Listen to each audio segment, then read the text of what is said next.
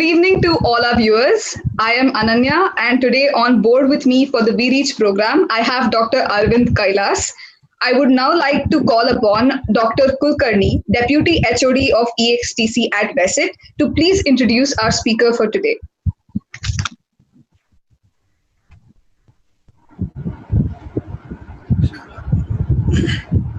Good evening. So I'm glad to introduce the speaker of today's session, Dr. Aravind Kailas, Advanced Technology Policy Director, Volvo Group. He worked as a Research and Innovation Manager and Principal Research Engineer in same Volvo Group. He also associated with Docomo as well as Qualcomm Industries. Dr. Aravind completed his PhD in Electrical and Computer Engineering as well as MSc in Applied Mathematics from Georgia Institute of Technology, Georgia in 2010. He completed his MSc in Electrical and Computer Engineering from University of Wisconsin. In addition to that one, prior to that, he has completed his bachelor degree in Electronics and Telecommunication from Visit Mumbai, from Mumbai University, India in 2002. And it is very pleasure to say that Aravind is also involved in several academic programs in California State University, California, since from 2015. He is having a lot of honors. Just to name them, he is credited like TRB Best Paper Award, Volvo Group, Key Talent, and few name of them. The list is too big. It is really a pleasure to have you with us for this new initiation taken by the Visit to reach the student in this occasion, the REACH program. Thank you very much. Thank you so much, Kulkarni sir, for the introduction. I would just like to say a couple of lines about the REACH program. So the REACH program is basically a series of interviews and panel discussions where we bring in our esteemed alumni on board to share their knowledge and their experience with the students at their alma mater, that is BESIT. Today's speaker is, of course, Dr. Aravind Kailas. Sir, we welcome you on board. Yeah, thanks so much. It's a pleasure to be here. Pleasure and honor to be here. Thank you. Great. So, sir, I was actually reading your profile and I see that you have not only a BE, MS, and PhD, but you also have an MSc. So, sir, my first question to you is, did you not get tired of studying? Yeah, I think at one point my parents thought that, being a student was going to be my full-time career. So I think I managed to find some other jobs outside the university to just disprove their theory. But again, I think I had really good mentors all along. So once I got my bachelor's from BESIT and then got my master's, then I went out and I worked for a little bit. But then I came back to school again. This time I was pursuing my PhD. And typically PhD students don't take a lot of courses, but you have these courses being offered by all these great guys and you want to learn. I ended up taking way too many courses, and I think at some point I look back and I had enough courses to claim a master's or an MSc in applied mathematics. So that's probably how you see that. Yeah. Amazing. So your PhD lasted, I guess, around 4 years between 2006 and 2010, right? So how was that? Yep. What was the subject of your thesis, if I might ask? Yeah. So I'll start by embellishing your remarks. So my PhD, I take great pride in this because, I went to school in 2006 and I actually completed my work in 2009. So I just didn't graduate. I just didn't walk the graduation walk in December. So I waited for 6 more months. So hence you see 2010. My area of research was the topic of wireless sensor networks. And how do I put it succinctly? It's about a communication protocol for wireless sensor networks that are typically battery operated and very low on energy. And my protocol would extend their battery life. Amazing. So you graduated in the batch of 2002, right? Correct, from BESIT. So are you in touch with any of your friends, your batchmates, or anybody who might be in the US or maybe even in India? Just a handful of people. I think that was one of the best things that came out of BESIT. I obviously had good coaches, mentors, I look up to a lot of people from my earlier batch, and even my current batch, learned a lot from just being around a lot of people. But I think some of the best things that came out of Visit are still the connections that I keep today. There's, again, as I mentioned, a handful of people. They're doing well, and I'm pretty sure the rest of my batch, not just my class, but my entire batch is doing well because I think everybody was very good. Amazing. So anyways, I guess let's get down to our interview then. We have prepared a few questions for you that we really want to know your views on. Okay, so sir, our first question is, there have been a lot of research-oriented roles in your career so far. So we'd like to know more about that. Also, a lot of people think that research has a suboptimal pay grade. So what are your opinions on research as a career despite that? Yeah, interesting question. First up, I will say that I've been fortunate to have a number of research roles in industry and in academia, and I would politely disagree with that remark. I don't think the pay is suboptimal, and I'll tell you why. Generally speaking, there is a misconception that the pay in academia is a lot lower than what it is in the industry, and I think there's some truth to it, but really, when you start off your career, your research career in academia or in the industry, I think that's where you see the difference. But the longer you stick it out, as you grow in your academic career, and from an untenured assistant professor to a fully tenured professor, or if you're in a research lab or at a company where you also climb the ladder and become from a junior research engineer or a junior research scientist to a principal research engineer or a member of the technical staff. I think under both cases, you're going to have a lot of job satisfaction, hopefully, if you really like what you're doing, but you're going to make a lot of money. So I think the big takeaway is, how long are you going to be pursuing your career in research? And as long as you stay the course and as long as you continue to grow in your research profession, I think eventually you'll start reaping the dividends of your hard work.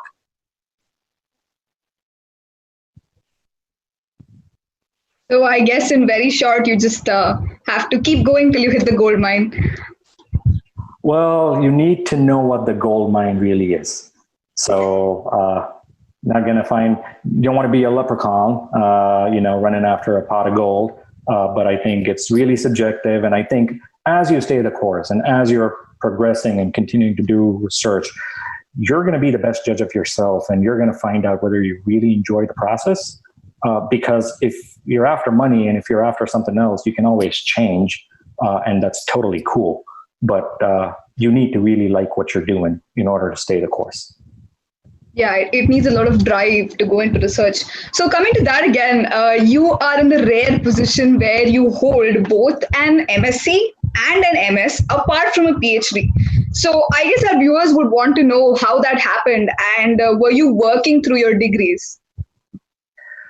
Fortunately, I had amazing parents and mentors. So when I applied for schools, I was very fortunate to have scholarships and support, so I did not have to work as I was earning my degree. So that's really very fortunate. Hats off to people who are doing that on a regular basis. Nothing wrong with that. I think I just got very fortunate. So after my bachelor's, I attended the University of Wisconsin-Madison, and I got my master's in electrical and computer engineering. And then I went and got my first job in the industry.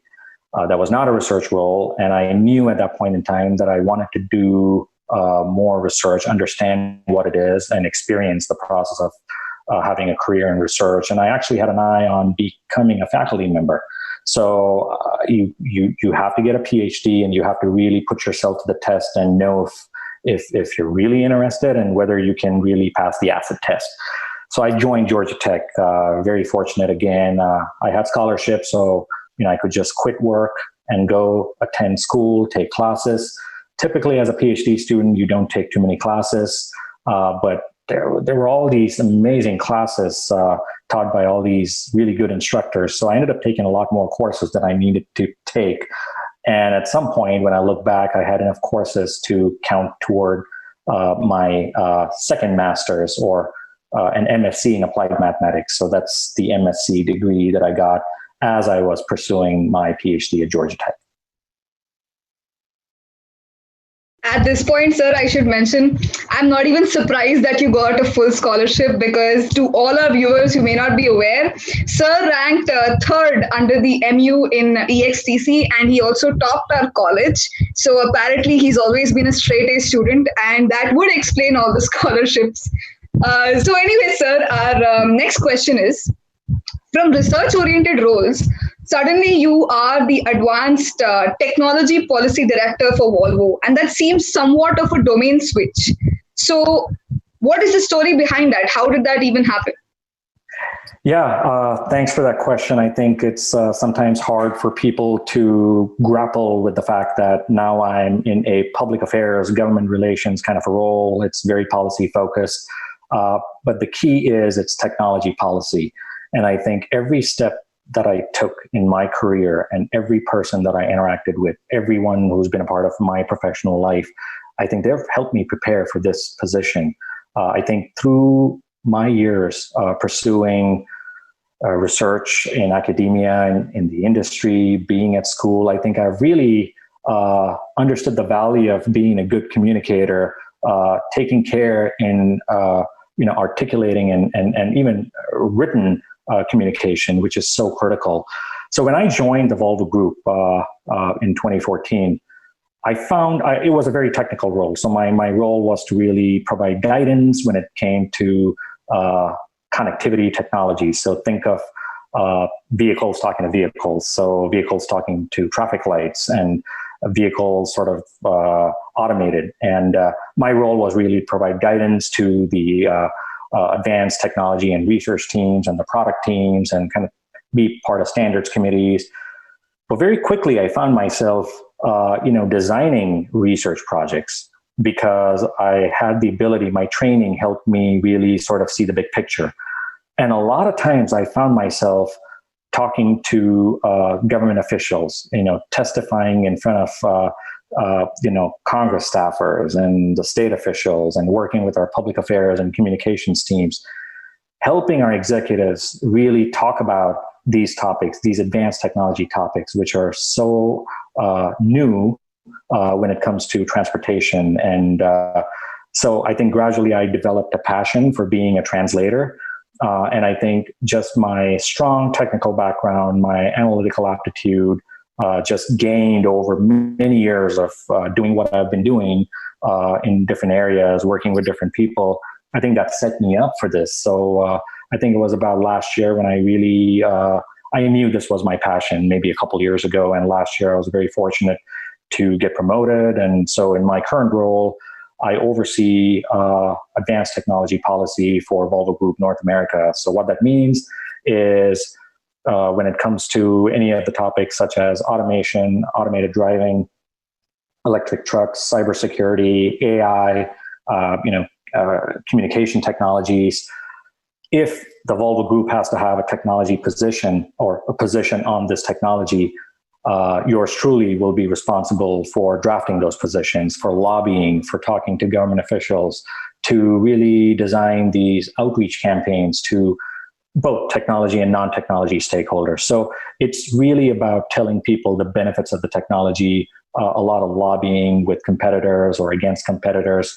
And I think I'm able to do all of this. And I'm able to be a team player and help my company and my team because of the work that I've done in the past, the years I've invested in building up to this point. So to me, this is just where my hard work and my passion finally sort of clicked. And I just realized what I really want to do with my life.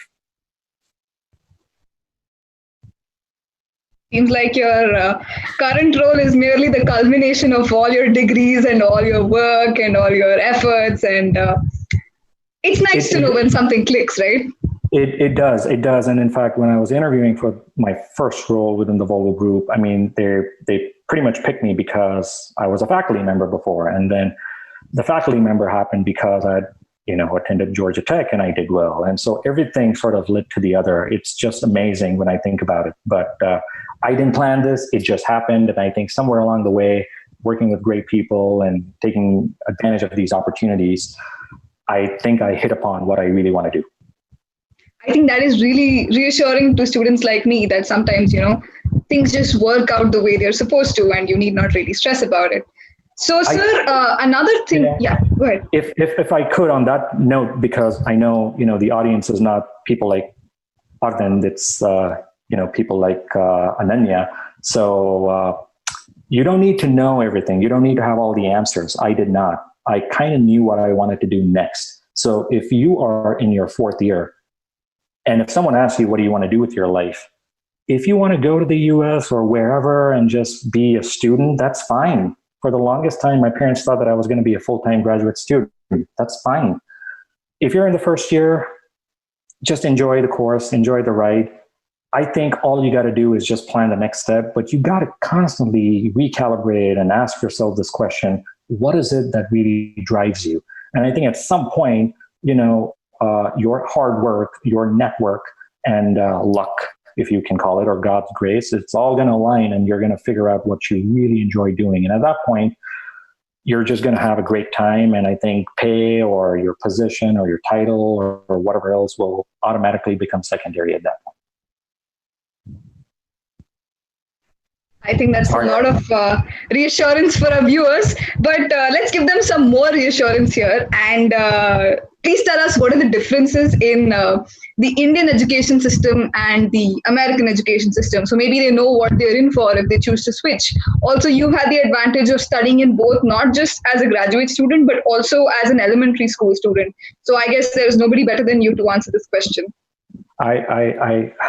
Well, thank you. Thank you for the question. I'm not sure if there's nobody better than me, but I'll try. I think our elementary schooling, middle school, high school, everything that is happening in India, it's just top notch. It's top drawer stuff. We're constantly being challenged. We're always competing. We're forced to, or I should say encouraged to be our best and keep going on. So I think we have a very good upbringing, as long as we put in the hours, as long as we stay true to ourselves. When it comes to undergrad, I think that's when you see the drastic shift. And that just pretty much boils down to the fact that the US, I'll stick to the US. So the top universities in the US, they are so well equipped in terms of not just the faculty members, but also the resources and then just the amenities that they offer. So if you are interested and if you are willing to put in the hours, the opportunities are endless. So I think that's when people really see that big difference in the undergrad and maybe in the graduate arena. Not to say that one is really bad and one is really good, but my experience has been that you just end up meeting a lot of people who have written these textbooks that we have read, people who have founded or invented areas. And I think it's just a once in a lifetime opportunity to just be close to them and really understand, what they are thinking and how you end up working with them. There's really a lot to learn. The other thing is when you're out there in the US, away from your home country, away from your comfort zone, you're constantly being challenged, not just at school, but also how you think about things outside of school. You also have an opportunity to interact with people, not just from other parts of Mumbai, but also other parts of India and other parts of the world. I mean, you're really meeting some of the best people who are very fortunate to afford this luxury, if you will. So I think all in all, it's a very enriching experience. And I think that's when you start realizing that our training growing up as a kid, even through undergrad, I think, your days invested, some of the challenges that you've had, some of the learnings that you've had to do on your own, or some of the back and forth you've had to have with your teachers and just,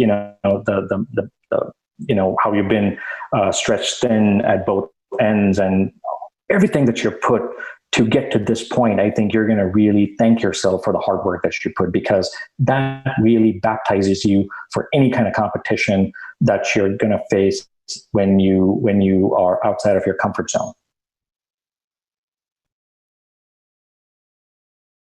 I guess continuing on the same note, almost as an addendum to my previous question, when people come to the US, right, they're seeking jobs because, like you said, US is the land of opportunities. So, what domain do these job opportunities majorly lie in? So, what is the current trend? Where are the maximum job opportunities for people from India? Yeah, I think if you're good and if you're a little lucky, you will get a job. Now, having said that, I know that's not a whole lot of information. The hot jobs keep changing, right? So the last 10 years, there's been the Googles and the Facebooks and the Apples and the Netflix. They've been hiring like crazy. They've been paying a lot. Of course, to get into these companies, you have to really do well at school. You have to have interest. You have to have a little bit of luck. I keep saying that because it's very competitive. So you need not be hard on yourself, right? I mean, you got to try, but you got to keep trying. If you fall down, you got to pick yourself up and just keep moving on. I think if you are a builder and if you don't mind learning a new trade, if you're good at coding, if you're good at thinking, critical thinking, if you're good at math, and if you can really sort of,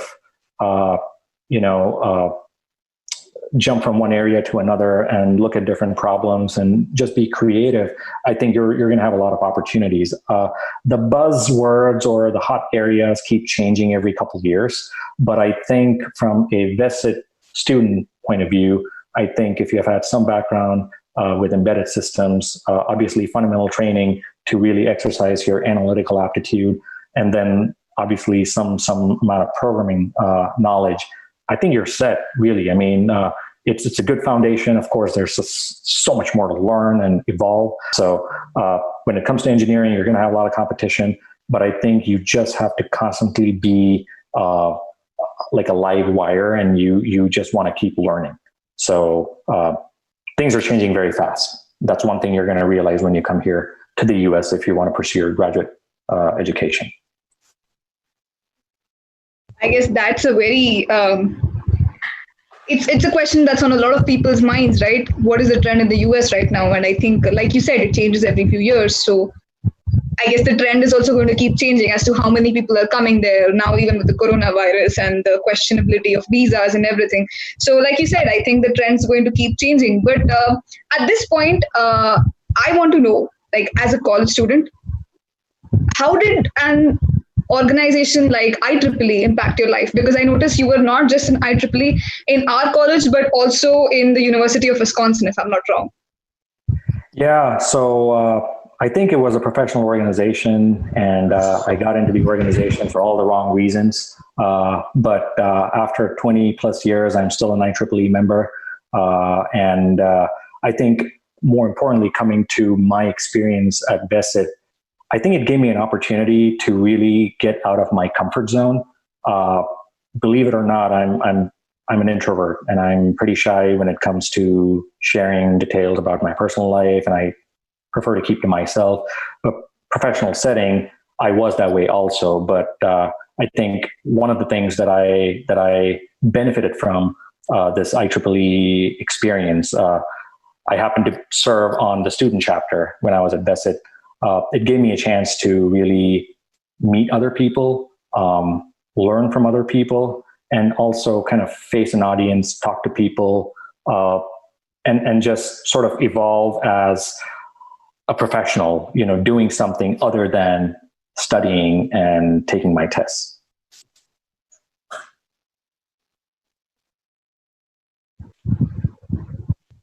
That's really great to know. And sir, it's very hard to imagine you as an introvert, but I'm pretty sure all the IEEE folks in our audience are going to be really happy at this moment.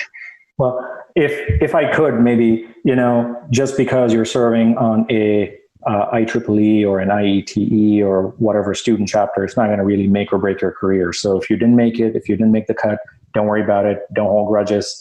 I think the important thing is whoever made it, it's probably for the right reasons. We just give them the benefit of the doubt and we just let them evolve. So don't let this go to your head. I think the important thing is what you can get for yourself, from the standpoint of growing as a professional. So really didn't do anything much for me other than the fact that I think it helped me come out of my shell because of the opportunities that I had to, because of, not the opportunities, but because of the situations where I was forced to serve as a member of the student body chapter. I guess we don't want to know how you were forced into that. Was it by your friends, or was it, how did that? Well, I mean, so I happen to be the vice chair for the IEEE student body chapter. So as a vice chair, I just can't sit in a corner and twiddle my thumbs. I mean, I gotta do work. I gotta engage other people. I gotta bring in people. I gotta work with different personalities, peers, people who are in a junior batch, maybe 2 years junior. I had to stand up and talk. So there's just a whole lot of things. So that was not my comfort zone. I can imagine as an introvert. Sir, another thing that really intrigued me about your profile is that you've been on the varsity team of every college for TT. And as a fellow TT enthusiast, I really need to know, are you still in touch with the sport? Yeah, thank you for that question. I do love playing table tennis, but unfortunately, I don't do anything beyond shadow practice these days. That's primarily because it's just got a little bit too hectic on the professional front. But again, you know, I had an opportunity growing up to play with some really awesome players, and then that sort of carried through the rest of my career, so to speak, my student career. And believe it or not, every varsity team that I had a chance to be a part of, I was not the best player, but it was amazing just to be part of the team. There were a lot of times when I was a bench warmer, but that was fine. It was just so nice to be part of a team, do something outside of your academic curriculum, if you will. And continually, you know, sports is really good, and it's something that I enjoyed. That was probably the only thing that I was really good at, somewhat. So gave me a lot of good all the way through my universities in the US also.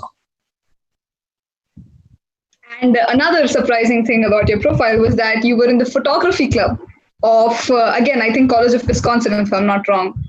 Actually, was it Georgia? Tech. Yeah, it was Georgia Tech. So, yeah, so what is this? Are you like balancing out your professional life, all the stress and everything? You're doing all this to balance it out, or are you like a proper enthusiast who wants to go through with it? And are you still into photography? Well, that's a loaded question. So I will say that I was not a photographer. I was actually into arts. So I paint, I sketch. That's something very few people know about me. That's really what I was doing. When I was growing up, I was not playing sports. So if you're someone like me, you know, you may change. So don't worry about it. I think that's really cool. I started taking photos because when I used to travel, I used to have certain scenes in mind and I really wanted to memorialize them. So I started taking photos. Gradually, again, I met some friends who were really good photographers, and they, just being around them, I kind of learned what it means to take a good photo. Again, I learned Photoshop just from some friends and understood, you know, what it takes to create a masterpiece. A lot of times digital editing or digital photography necessitates a lot of editing. Of course, the key is composition, right? The subject and composition and lighting. But then there's a lot of tweaks you can do. In this day and age, I'm an iPhone photographer. So yes, I have an iPhone. Probably every one of you has a smartphone. So yeah, I'm a smartphone photographer. So that's what I do. I'm a hobbyist. So not serious at all. But sir, I guess that one answer would really make us appreciate you more, because as most people might be aware, your job calls for a very logical and analytical standpoint, and your personal hobbies are sketching and painting, which I'm sure you must be pretty good at. So it's rare for one person to have equal skill because it's dominated by different halves of the brain. So I'm sure that it's a genuine rarity. So thank you. Last couple of questions for you here. One would, of course, we all at Vesit want to know, despite passing out a long time ago, what are your fondest memories of Vesit? Oh boy. I'm searching because there's quite a few. It's not because there's no fond memories. So I would just say it goes back to the people. I think it's the people that I met, the years that passed out before me, some interesting characters there. Definitely in my batch, there's a lot of good people. And then in the couple batches just after I graduated from BESIC, I think my interactions with my teachers, I think very memorable. Believe it or not, I still remember a lot of discussions that I've had after my Viva or after taking an exam or preparing for an exam. Some of those conversations are just unforgettable. I think it's really the experience of after 20 years out, I still have a good, a handful of good friends from my days at BESIT, and I think that means a whole lot to me. Amazing. I guess in the end, what we carry through our life are the people that we meet and the impacts they leave on our minds, right? Yeah. Gotta invest in people. Anyways, our last question for the day is going to be, of course, what is your message for our viewers, for all the students, all the people who are watching this program? Yeah, that's a tough one. In fact, I'm going to just repeat myself and I'm going to say, you need not have all the answers. You really don't. All you need to know is a little bit about what you want to do, what you're feeling, listen to your gut. The one thing that I would encourage you to do is to not compete, not run the rat race. You don't have to compare and contrast. And I know maybe some of you are competing today and you have rivalries and all kinds of stuff. Healthy competition is good, but you really don't want to overdo that. Enjoy the ride, because 20 years out, people from my batch, people from the batch before me, as I have repeatedly said, they're all doing pretty good. Success is very subjective. You don't need to compare. How you calibrate yourself to be successful might be very different from how someone sitting right next to you would view success. So really, I think my message is, just stay the course. You don't have to have all the answers, and continue to have the right intentions and keep working hard. It's going to pay off. You guys are really the future. Whatever it is that you do, you are well equipped to really do the right thing. So never doubt yourself. Thank you so much, sir. That brings us to the end of the session. Thank you so much for being there on board with us.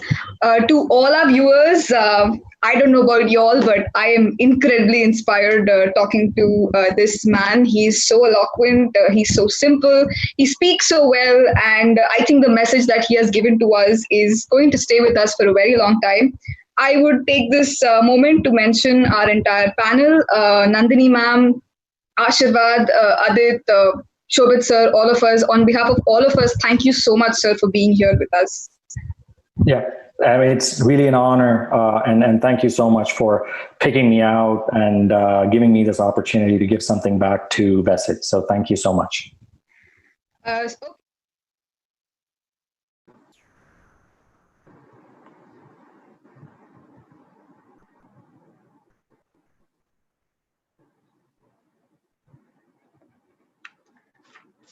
Good evening to all our viewers, and good morning to Aravind sir, because he's joining us live right now from America.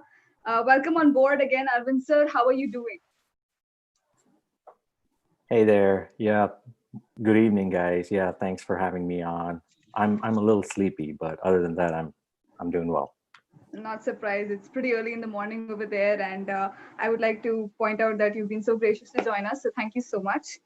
Yeah, we have a lot of questions pouring in from the people who are watching this talk. So I guess because of time shortage, we will get right down to that. The first question we have is, can you give a few examples of what a policy director actually does? Or maybe an example of a policy that you helped with. Does it need you to have basic legal knowledge as well? Yeah, I think that's a great question. It's a little bit of everything. You've probably heard of FCC, the Federal Communications Commission, and that is a regulatory entity here in the United States of America, which pretty much tells how we should use the wireless spectrum. So I guess everybody, especially the EXTC folks, can relate to that. So the FCC is going out and they're carving out portions of the spectrum and they're assigning it to certain technologies.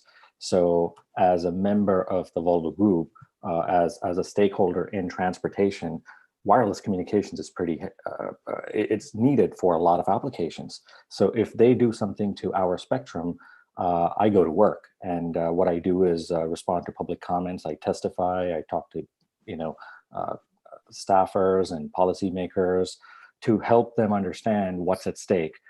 So this is where my technical background comes in handy, right? So I go in with a loaded set of technical arguments as to why they should not do this, and maybe with an alternative proposal, and you end up working with an industry-wide coalition and trade organizations. So that's just one example of sort of lobbying, but you kind of come at it from a very technical standpoint. So basically you need to have something like kind of like IPR, I guess, where you need to know the law to use the law in the job that you have.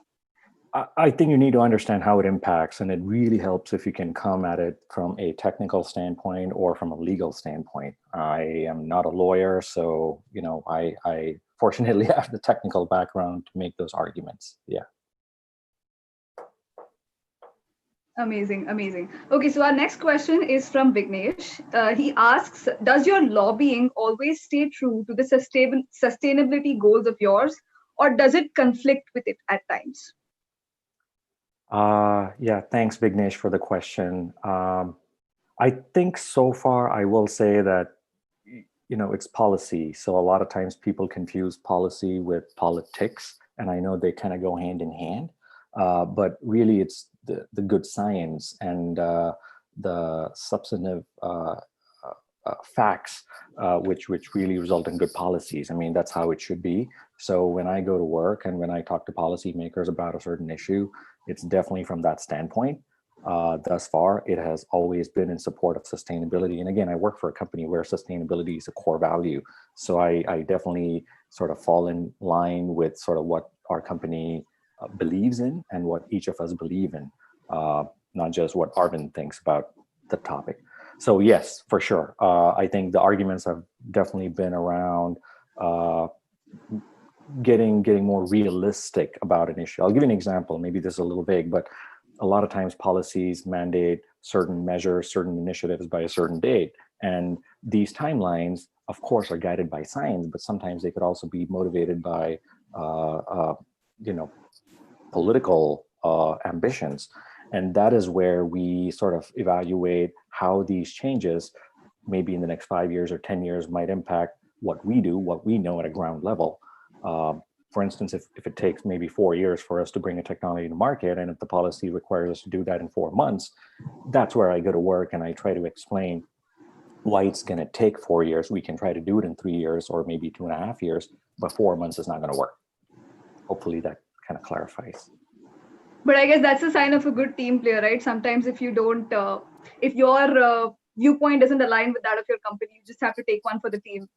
Oh, absolutely. Yeah. And I think at some point, and that's the reason why you want to pick the right battles. And you really have to make sure that this is in the best interest of not just our company, but also the broader industry. And I think the more those arguments you can give, and there's only so much you can fake, and you have to really get your facts straight, and you have to show the right intention. And I think at some point you'll realize, there's a middle ground. And I think that's what we're all striving to do.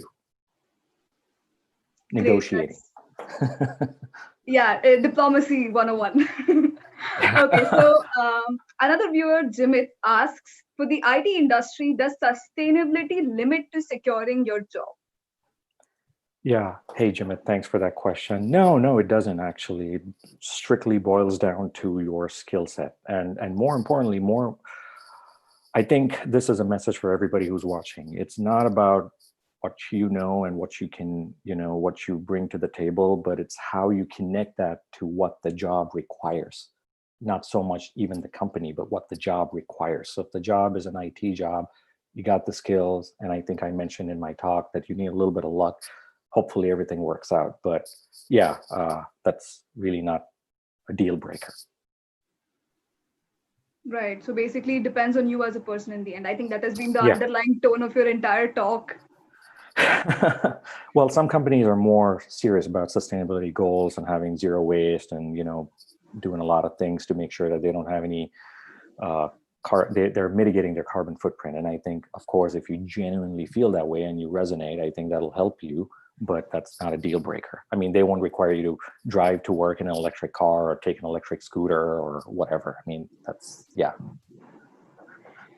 Okay, so our next viewer, Raj asks, now that H-1B visas are taking a toll due to the pandemic, how do you think this will affect the lives of Indian students who are staying in the US looking out for jobs, and also Indian students who are planning to go abroad? Yeah, that's a very pertinent question. And I don't work for the White House, so I may not have all the answers, but I can tell you that this new rule that has gone into effect is only going to impact the new H-1B visas, the new J-1, the new L-1. So for instance, if someone just got their visa stamped and if they have their H-1B active, they're not going to be impacted.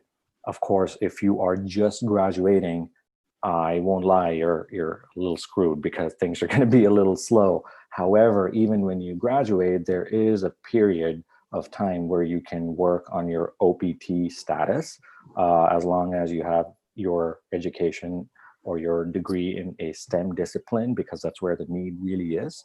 So I think over a period of time, I think folks are going to figure out that the talent comes from abroad and that it's really important to encourage these kinds of visas. We as a company, Volvo Group, we have our global headquarters in Sweden. So there's a lot of expats coming from different parts of the world to kind of spend a few months in the US. That's impacted us. But this is only a short-term problem or issue, if you will. Another thing to keep in mind is in November, we have an important activity in our country, the presidential election. So depending on how the COVID-19 situation pans out and the election, if it actually happens, and there's anything that can happen, right? So things will change. I will also say that don't be discouraged by what you're reading or what you're seeing. Focus on yourself and stay healthy and do what you got to do. I'll tell you that when I came to the US for my graduate studies, that was in 2002, just the year before we had 9/11. I mean, that was ultra bad. The batch before me, they came to the States and they came right after they came, we had 9/11 here. So bad things happen all the time. 2008, 2009, I mean, the economy just tanked, right? But people still were able to do it. Just it's going to take a little bit longer. So don't be that discouraged. But yes, if you are applying for an H-1B right now, you're probably not going to get it. But here's the other thing, right? People forget this. A lot of the consulates and embassies are actually closed. So how the heck are you going to do that? And if you were able to travel, there's all kinds of travel bans getting into the States. So just don't worry about it. It's just a chaotic situation. You'll just have to grit your teeth and wait and make sure that you're communicating and you're getting the right kind of information. Well, they do say chaos is the only order of the universe, and I think we are really feeling the effects right now. So anyways, my next question is actually a point of personal inquiry. I read that you have helped 9 students with their theses during your time as an assistant professor, I believe. So I want to know, what was that experience like? Because when you talk to more people, you kind of get so many different perspectives. It forces you to look at things in a completely new and different way. So I want to know, how was your experience? I think you kind of answered my question. So yeah, I think every time I taught a course, every time I worked with a student, it helped me understand what I know a lot better. I think if you can explain it to somebody who is new, who is not in your area. So think about your grandmother, right? I'm assuming she's not an engineer or she's not, a computer scientist. And if you can explain what you're doing to her and she gets it, that means you really know what you're doing, what you're talking about. And I think that's what it helped me, because if my students, when I was a professor, if my students did not get the concept, if they did not do well, that's not a reflection on them, it's a reflection on me. So that was always my stance. Even when I talk, it's about the audience. So I think it just helped me really look at things differently. There were times when there were like 3 people working with me on the same topic, and I would meet with one person. By the time I met the 3rd person, the way I would explain the concept or the problem or have that discussion was very different. I think it was very rewarding. personally to just go through this thought process and just change it continually. Amazing. So again, our next question is from one of our viewers, but I don't exactly have a name here. The question says, a lot of people, when they want to do research, right? So sometimes they give up because they think they're not smart enough, or they're not qualified enough, or they're not curious enough. To be honest, I've been one of those people at points in time. So my question to you is, what would your advice be to such people? Would you still recommend them to go for research? Yeah, that's a good question, and I think whoever asked that question, that's a very good question. And there's no one answer. I'll tell you what kind of worked for me. It's not. I know it's not about being the smartest and the brightest. It's not about making straight A's. It's not about being, holding a top rank or whatever. It just boils down to. It also doesn't boil down completely to your interest in the subject matter. I mean, of course, if some of these things are very helpful, they're typical traits, but then all you got to ask yourself is, do you like to take time to learn a topic? Do you like to get into the weeds? Do you mind sticking it out? Again, I'm just going to throw out a cricket analogy here. It's not 2020, it's a test match cricket sort of thing. So do you like to dig your heels and just sort of take your time and settle in and really get to the basics, the fundamental aspects of whatever it is that you're researching? And if you like to do that, I think that's a good sign. I mean, if you want quick answers, if you want to take shortcuts, usually I would say that's a very discouraging sign for one to pursue a career in research, because it's going to take some time. Eventually, the more you spend time at the crease, you're going to see the ball better, and then you're going to start scoring runs. I mean, that's pretty much the formula, believe it or not. So just pay attention to what you feel. Usually you have that gut feeling, and don't look outside. No one's going to be able to tell you whether you're good for research or you're bad for research. You kind of have that answer. But of course, if you like a topic, and if you like working, reading papers, or if you like maybe, when you did a project, think about what are the aspects that you liked. Did you focus more on the results, or did you like the journey? If you like the journey, then I would say, give research a chance. I mean, and there's different kinds of research. And again, research, how you do it totally depends on your environment. Your mentor plays a huge role. Your peers play a huge role when you're in research setting. And then obviously the environment. So listen to the universe, listen to your gut, and you will have the answers. Intuition is key. Yeah. It takes some time though. So it has got nothing to do with being smart or, whatever, being a straight A student. That much I can tell you. Amazing. I think that clears up a lot of doubts for a lot of us. Okay, so our next question is again from one of our viewers, but I don't have a name.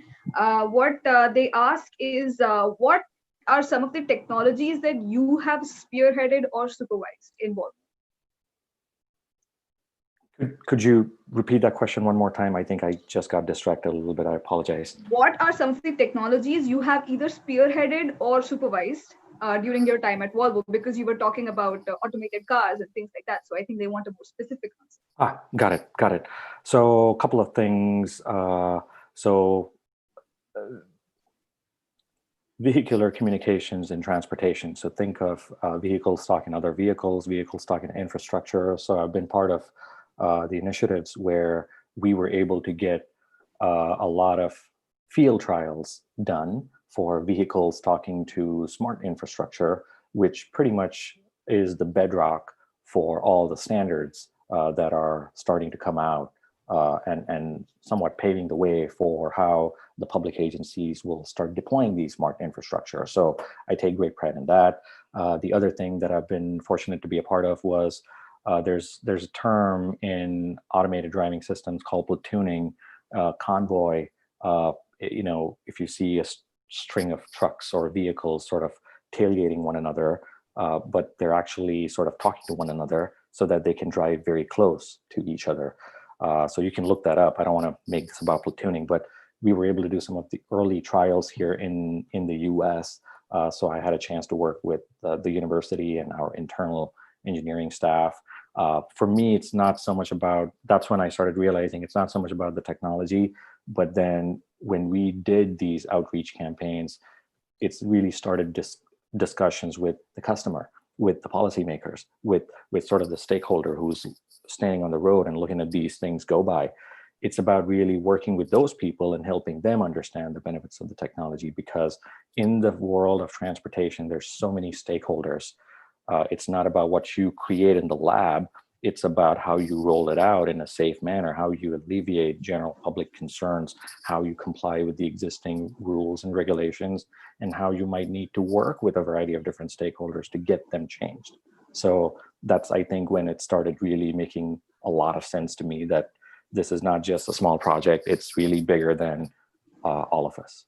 So yeah, I guess hopefully that getting gives a flavor. technology to the people is the ultimate Yeah. purpose, right? You can keep researching technology, but as long as it doesn't reach the people who's going to use the technology. So I guess Exactly. getting them to understand it is the main point. Yep. So Amazing. That sounds like very innovative and cutting edge work, because I've not heard of a lot of this. Like you said, you're in very early trials right now. So I really hope that works out well for you. Okay, so our next question is something of that will require you to give your personal opinion on. So the Google versus Uber lawsuit involving Anthony Lewandowski, that is in the news right now, throws a lot of light on the lack of ethics in the field of technology. What are your views on that? This question comes from my teammate, by the way, Atharva Gupte.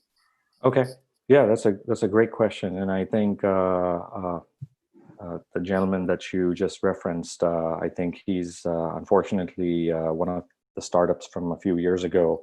I think that's probably Auto. I think that's probably what you're talking about. For sure, I think these kinds of things are not uncommon. They happen, again, because it's very competitive and mistakes happen. I think, yes, when this happens, I think it depends on the individual, how they react to it. The best formula, the best course is to just avoid all of these and just do the best that you can.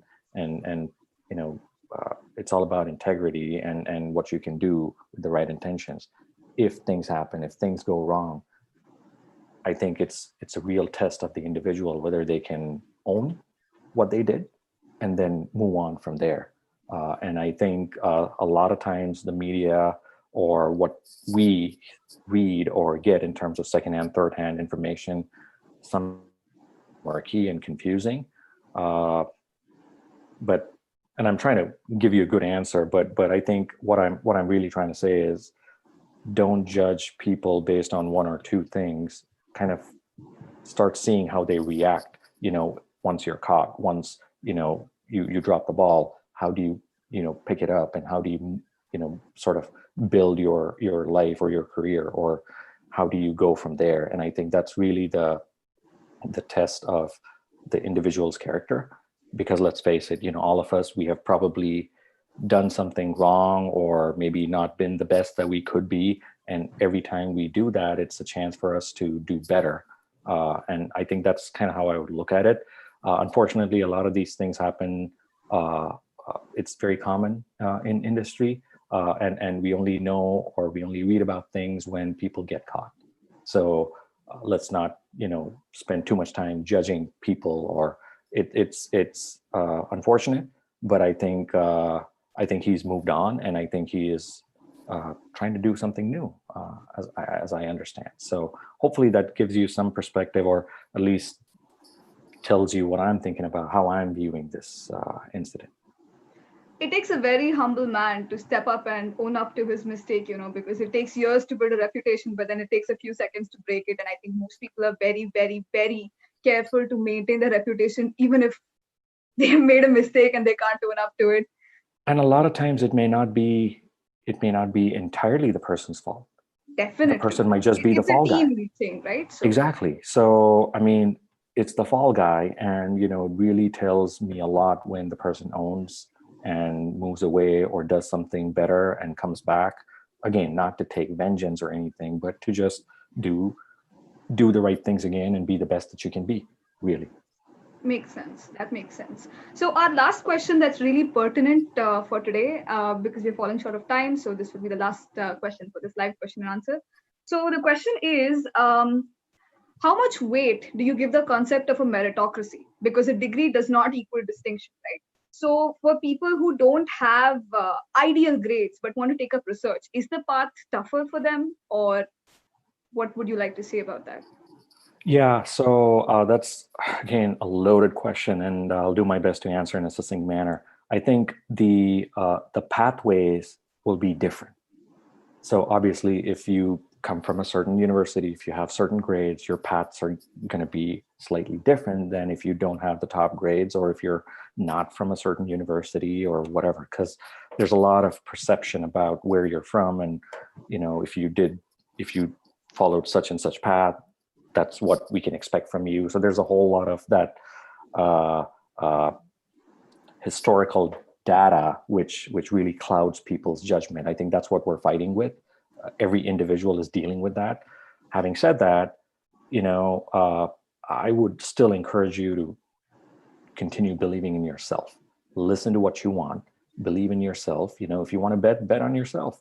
You can't go wrong, right? And then you stay the course, and you're going to find opportunities.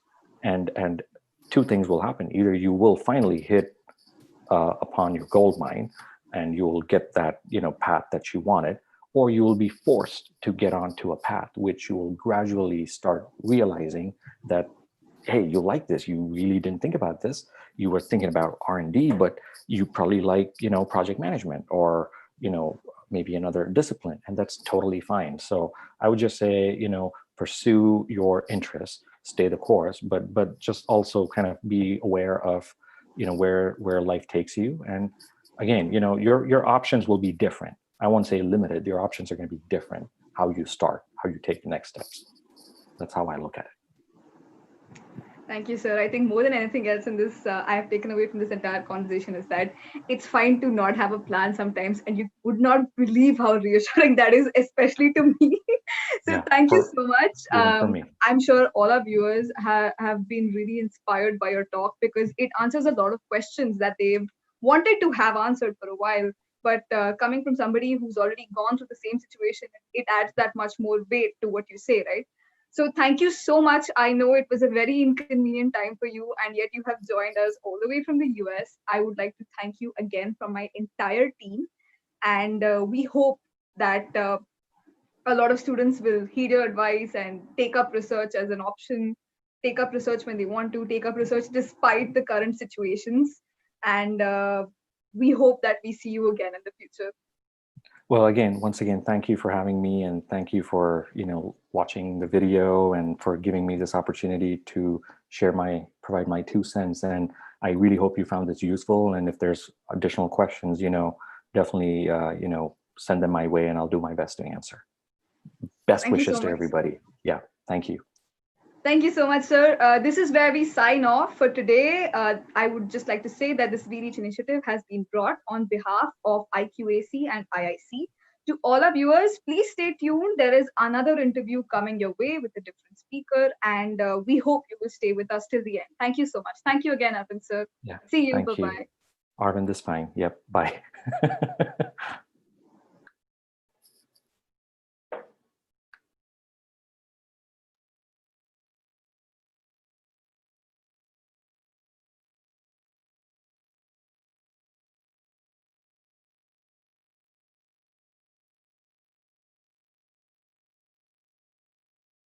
Good evening to all our viewers. Welcome to the REACH program. In this program, we bring our esteemed alumni on board so that they can share their experiences and their knowledge with the students at their alma mater, VESIT. So today's speaker that we have with us is Mr. Rishi Hemdev.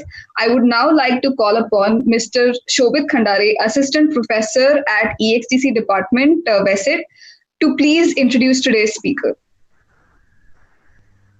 Thank you, Ananya.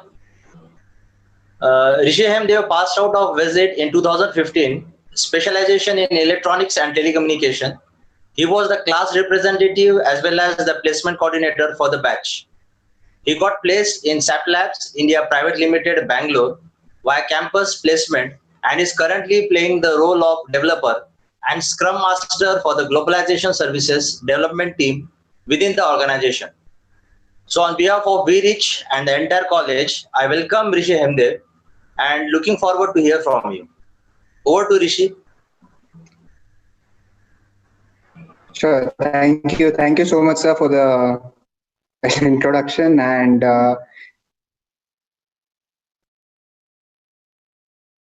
Thank you so much for the introduction, sir. So, Rishi sir, heartiest welcome on board.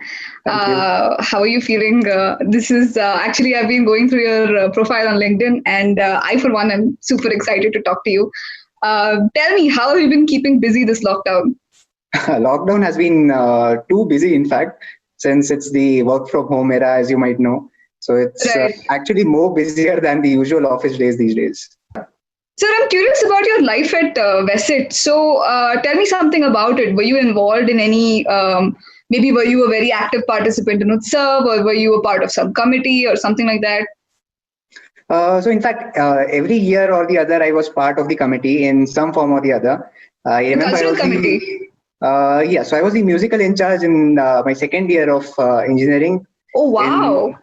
Then in the third year, I was the class representative, and followed up by being the placement coordinator in the final year. So, nice. You've had a very diverse set of profiles while at Vesit. So, which role did you enjoy the most? Musical in charge, class representative, or placement coordinator? It's difficult to pick one out of these three, actually. So I would say placement coord the most. I guess you must have gained maximum amount of knowledge and how to deal with people and all that during that time. Yes, yes. So that's the reason I picked this one, since it involved quite a lot of interaction with different set of people and managing different kinds of situations. So that is where, yeah, this was one role which gave me a lot of exposure. So I believe that you have prepared a presentation for us. So Yes. I would ask you to please take the floor, and I will join you on the other side for some question and answers. Thank you, sir. Sure. Thank you so much. Okay, so I go ahead with the presentation. Okay, so here I get started with the thoughts which I have to share with the students with respect to my experience in the software industry, as well as some insights with respect to the types of companies and roles that lie ahead. So before I start with the topic, I would like to give a brief introduction about myself and my journey, of course. So I'm Rishi Hemdev, and I graduated from Visit, specializing in electronics and telecommunication in the batch of 2015. And from there on, as in I was placed in SAP Labs India Private Limited via the campus placements during that time. And at SAP Labs, my journey has started from July 2015, wherein I joined as a campus hire, and until now I continue working in the same organization. Considering what SAP does as a broader level is SAP is basically a B2B or a business to business software company.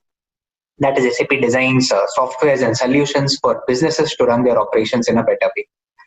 And globalization services is the department for which I work for. Now, what does this department do is that we localize or we build solutions which are specific to country laws or country regulations. The easiest example that you would be able to relate with could be GST implementation in India, which was in 2017. So the applications which were built for GST compliance were built by our organization, that is Globalization Services within SAP. And I currently play the role of developer as well as Scrum Master for my current team of SAP Document Compliance. So briefly covering the agenda, as in the topics that we would go through today, it would include what do software companies actually do, the types of software companies, and the domain versus technology trade-off for the students or the freshers who join the company, types of roles and opportunities that lie ahead for software engineers graduating from colleges, skill sets that one should keep in mind when joining the corporate environment or a software company, and towards the end I would be opening up for questions from students. So the first and foremost thing, why do software companies exist? You might have seen companies coming to colleges and hiring in great numbers, but obviously to hire at such a great scale and manage their business, there should be some basic reason for which they actually exist and they make money from the market. Now, why do these companies exist? as simple as solving a problem. It could be any problem for a consumer or for a business which actually hinders their growth. Now, problem solving can be divided into generic and specific. Why this? I will give you an example. Say before Uber and Ola came into existence, it's a generic problem that we had. We had to call up for a taxi and then wait for the taxi to arrive. So this was a general problem which was faced in a generic way. And specific problems what we have is, is restricted to a certain people. It could be a certain category of people for which these problems exist. Considering the current situation, like schools are not opening up, so students definitely have a problem, like how do they go through their course content and how do they graduate, how do they give their exams. So this is specific to a certain category of people called as students. While generic problem is one which is applicable for any kind of a business or any kind of the community. So this is the major reason for software companies to exist, to actually devise solutions to solve these problems which are hindering the growth. Now this slide contains types of software companies. This is basically a conventional or an ancient way of classifying the product companies and service companies. These were the two domains wherein companies would classify themselves long back in the previous era. But recently, in terms of cloud growth and software services coming up, the divide between the two is slightly blurring, or rather, it's already blurred. Why this? Because product companies initially used to be the ones which own a product. Say Zoom is one platform which is owned by a company. WhatsApp is another messaging platform which is owned by a company. So these are basically products which the consumers use. And the companies who basically build this product or they are running this product are called as product companies, because they have a specific product as such which they have rolled it out to the market. Now, service companies, on the other hand, are the ones which actually, customize or implement these products for other consumers or their clients. Considering an example, what SAP does is we give out business software for various industries, and the processes for each of these industries varies a lot. Now, what do these service companies do is they implement the products which are built by product companies and cater the product with the specifications of the client or the processes of the client. So they are totally client-based, wherein they deploy or implement a certain product at the client side based on their requirements. So that is how it was categorized earlier. But now with the advent of software services or software as a service, SaaS, as you might have heard, with the advent of this, the line has been blurring. Why? Because product companies which were initially offering or selling their products as such at a one go are now offering their products as a service, which we call as software as a service. So the product companies you see in the cloud era is moving to offering service-based products as well.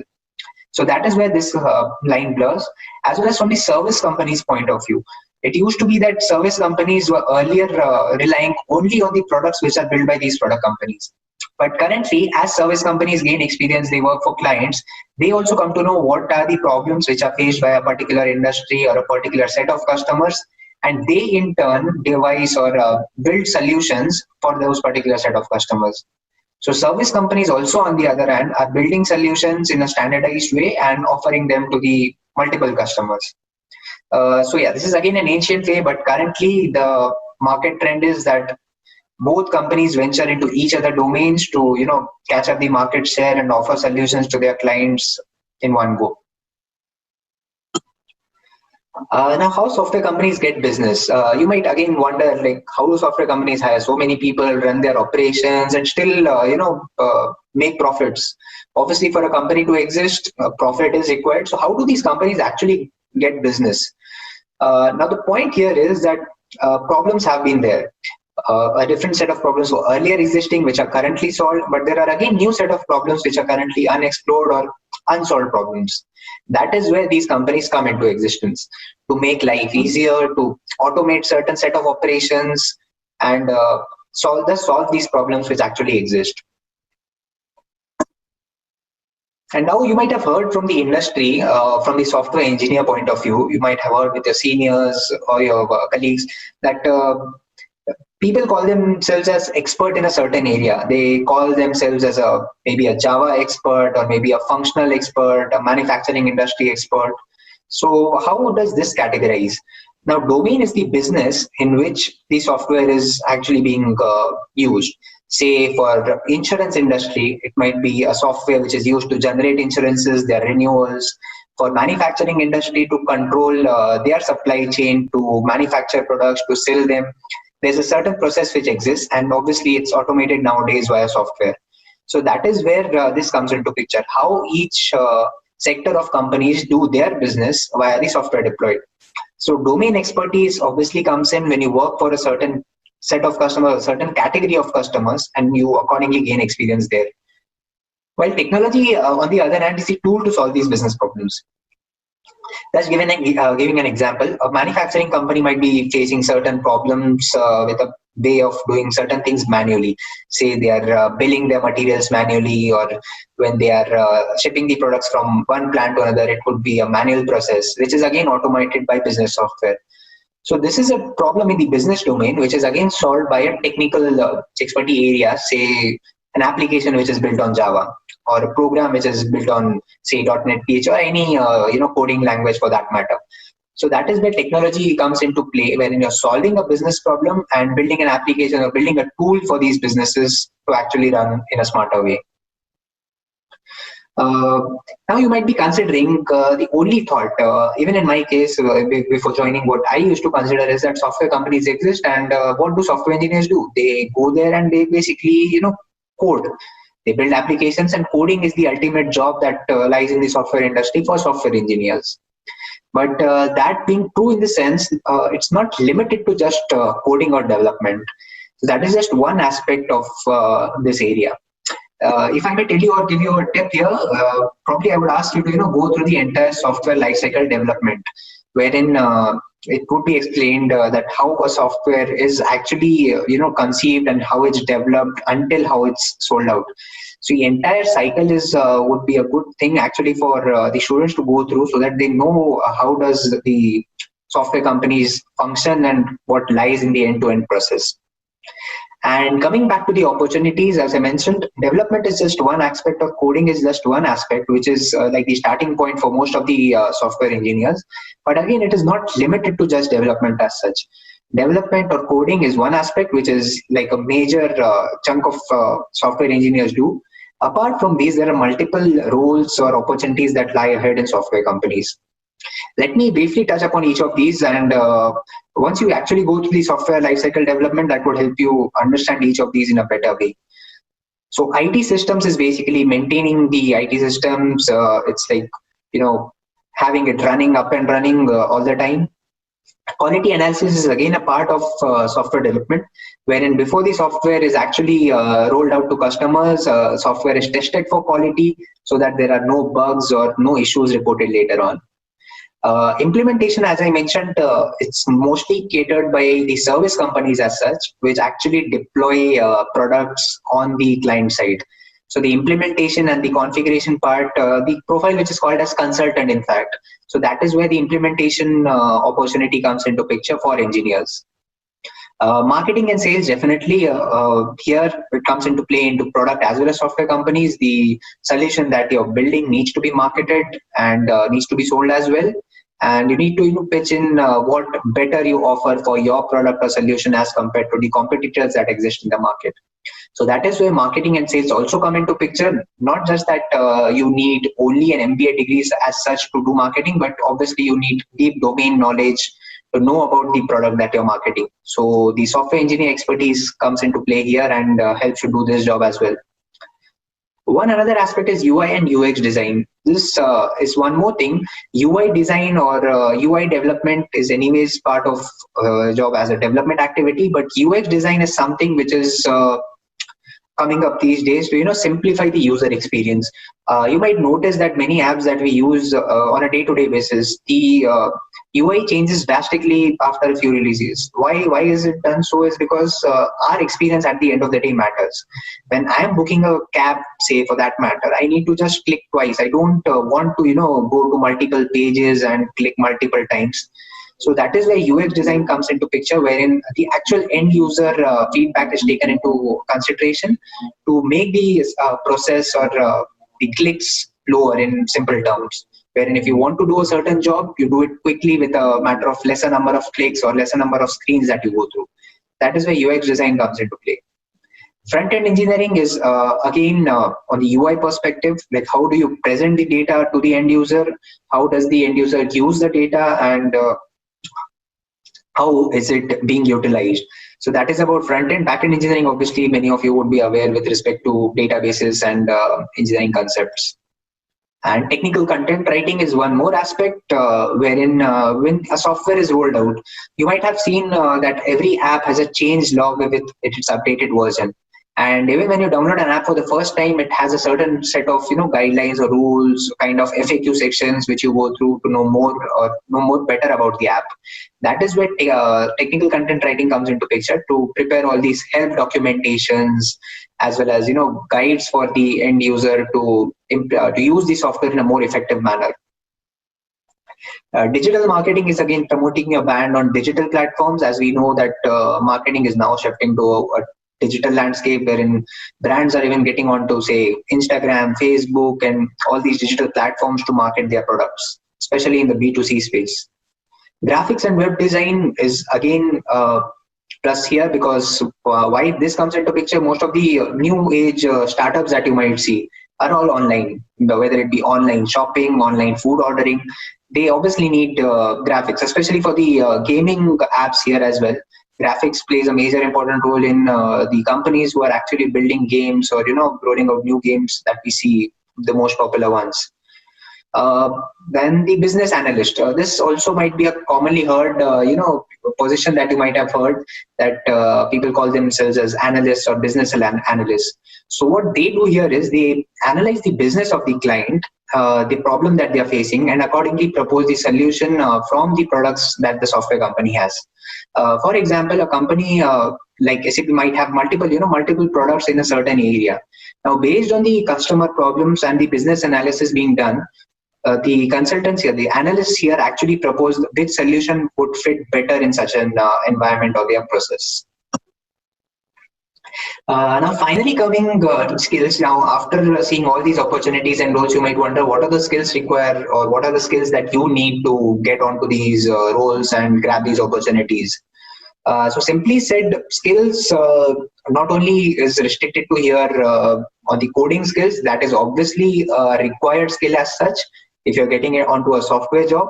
But apart from the coding skills, what you need is these 5 aspects is what I would think of covering. So analytical thinking, because why this?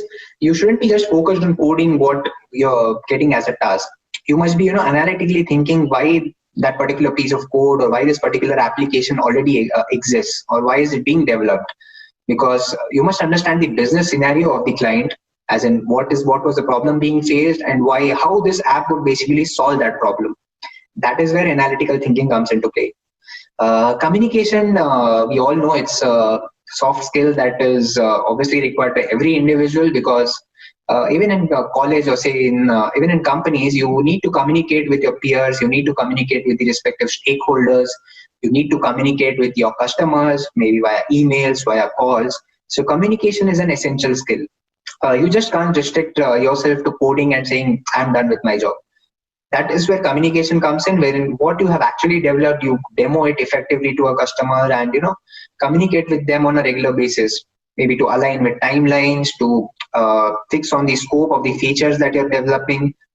Communication cannot be ignored, and is definitely an essential part here. Now the attitude, or as we may call it, the professional attitude is what matters. And also one more attitude aspect that matters here is the attitude to learn new things.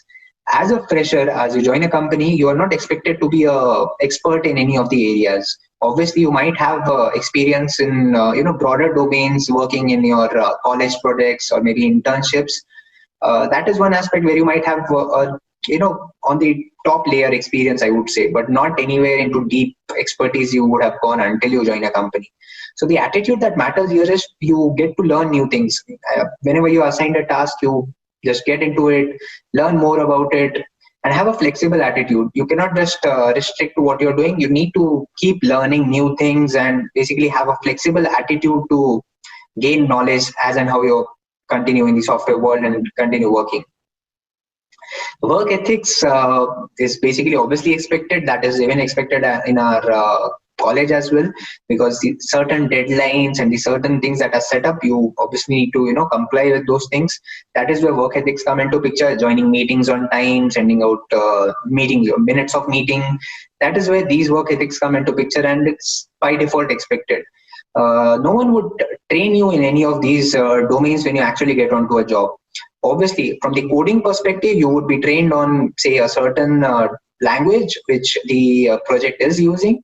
But other aspects, what you see here, based on analytical thinking, communication, attitude, work ethics, these you need to develop on your own, and be ready to use these principles in your daily life. That is when you would be accepted in the organization, and that would help you grow in the organization.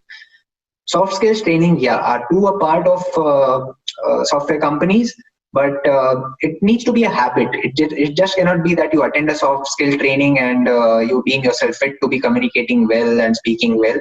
But that is where the attitude and the habits that you build actually matter. So that's what I had. Finally, we move on to the Q&A.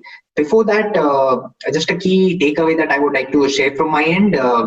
This is just the experience of software journey as such, from the other side, because even I was not aware of all these aspects before I actually joined an organization and started working. So I hope this helped you get an overview of the entire picture, and as and when you get into details of any of the software roles or skills, it would help you grasp better in a way, and be ready to get on to accept your offer, and at your corporate journey would be then smooth enough if you have all these attitude and the skills that are required. So here I end my presentation, and then we move on to the Q&A. Thank you. Thank you so much, sir, for that presentation. It was very informative, to be very honest. And now I have a few questions for you that we would love for you to answer. So my first question is, what is the thing about product management that intrigues you the most? And could you give us a better understanding of the term itself? Okay, sure. So as I mentioned, the end-to-end software development lifecycle is of utmost importance for any fresher who's joining out of college into the corporate software job. So knowing that is of utmost importance. Having a broader idea as such, like how the entire process looks like from the start until the end. So the term where this comes into play, as in the product management comes into play, is actually before where the software is actually developed. That is when you figure out the problem for which you're developing the software, interact with customers, the problem, and accordingly put forward a solution proposal to see whether that solution is fitting the gap which the customer or the client is facing in their day-to-day business. So that is where this term product management comes into play, wherein you see the product from the holistic point of view, end to end, and in turn take into consideration multiple factors, like how feasible would it be for the customers to adopt this software, and how feasible would it be for the implementation and the quick turnaround. Basically, how much time would it take for the customer to just go ahead with your software and solve their problem. So this is what actually interested me. And one more aspect here is it involves, again, a lot of interaction with customers as well as the internal stakeholders when you are actually designing or developing a software from scratch. So this is what actually interested me rather than the actual software development. So yeah, that's one of my interest areas. Amazing. So what actually made me very curious when I came to know that you're a software developer is that you're from an EXTC background, and you obviously had quite a big of a domain switch when it comes to, becoming a software developer with SAP Labs. So my question for you is, what are the different skill sets that a student needs to learn in college for getting into a software company? Okay, sure. So as such, for a fresher, obviously companies, when they come for interviews or when they hire freshers, they don't expect expertise in any of the domains as such. What the hiring companies expect is that a student is actually, the fresher is actually ready to learn and adapt to new things. So this is not a skill as such, but an attitude which students should develop, such that they are ready to adapt to different domains, different technologies that come into play every other month or every other year, since the technologies are that fast-paced nowadays. So an adaptability to learn and then contribute is what matters the most, especially for the freshers and the college graduates. This is one aspect. And second aspect, wherein you mentioned that it's a switch in the domain. So EXTC is quite a diverse specialization, I would say, which has a great mix of software as well as hardware. So it depends on the students on which area, like what interests them the more, the software part or the hardware part, based on their exposure in the college, and they go ahead with that. Also, one more thing is, it's not only the coding aspect as such in a software job, as I even showcased it in my presentation. There are multiple roles that are actually offered within an organization for you to contribute and go ahead. It could be anything from, say, development being the starting point, and then maybe even it could be product marketing or sales as such, since you know the entire end-to-end background of how the software has been developed. So again, it's the diverse set of skills that students should actually improve upon, not just focusing only on the coding as such, because at the end what matters is an end-to-end individual who is able to gather the requirement, develop the software, and even market it if possible. So it is said that, well, EXTC is a parent branch from where you can choose to diversify into multiple roles. And I believe that has been very, very true in your case. So like we were discussing, you were also placement coordinator when you were in your final year at VESIP. So I want to know, how did that help in grooming your personality? Yeah, sure. So being a placement coordinator again gives you a multifaceted exposure to multiple things, right from interacting with the internal professors, head of departments, placement officers, as well as communicating with the students as well on a mass basis, because they need to be well informed of which companies are coming and what is in the pipeline.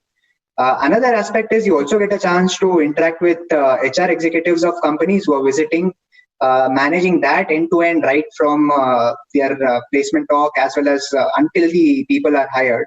So it is a good end-to-end process which needs to be managed, and at every aspect there is something or the other to learn, whether it be speaking over calls with people, or sending them emails with details, preparing Excel sheets for students to fill in, and managing all that data. So it gives a multifaceted exposure, and obviously these skills matter in the software world or the corporate job world as well, wherein these tools are basically required by anyone who's working. Maybe Excel or emails, these become the de facto modes of communication in any software job. So again, this is what actually helped me to take this forward and develop on these skills, as well as contribute in the organization using these skills. Amazing. I think all our current placement coordinators are going to be very happy hearing that. Anyway, last couple of informal questions, sir. What is your fondest memory in VESIP? Okay. So if I may think, two of the fondest memories that I recollect, one being especially the Vivas. So that was one of the exciting seasons that we used to go through, wherein a bunch of people go and they get interviewed in turn of what happened, how did it go through. Not interviewed, in fact, being attacked upon. So that is one of the fondest memories that used to have. And I miss that the most, because written exams are anyways, like, we write it in a solo format individually. But Vivas used to be the most exciting thing, that we actually turned it out into a group activity as such. And other thing, correlating with the deadlines that we have even in the software world, the journal submission or the assignment submission deadlines used to be the most daunting as such, and everyone used to rush so that they feel that sense of accomplishment when they are done with that. Sir, I must say you must be a real thrill seeker, because the things that are most stressful for our students are the things that you remember the most from your college life. It's weird how that works out. Anyways, my last question to you is, what is your message for the students of VESIP who are watching this video? Okay, sure. So I would keep the message relevant to the current time, since what I have shared was already a message for them. In the current times, yeah, there might be cases wherein, the opportunities might be less, it might be lost in some cases. One thing I would actually like to encourage them to do is, have a startup mindset. even if you don't think of creating a startup as such, but look around and figure out a problem that exists in the real life. Figure out that problem and see how can it be solved. Just develop that attitude of problem solving, looking at the problems around you. This would in a way help in the longer run, because obviously you might say start off with a job as such, but having this attitude would help you, going forward. Maybe you create your own startup as such and grow in that way. Not necessarily that you quit your job, but yeah, do continue this passion of problem solving attitude in the job itself, and also for your own idea along with the job that you're currently doing. Amazing. Problem solving approach is actually very important in life. I think not just in career, but even in other aspects in your personal life, problem solving attitude can go a long way to help. Anyways, thank you so much, Rishi sir. It's been an absolute pleasure having you here. And thank you on behalf of all the VReach team, Nandini ma'am, Shobit sir, Ashirwad, everybody who's been here and helped through all of this. We will be back next time with different alumnus and another interview. And to all our viewers, please make sure that you fill in our feedback form so that you can get the certificate that is issued for you after you have watched this interview. Thank you so much. Signing off here. This is Ananya.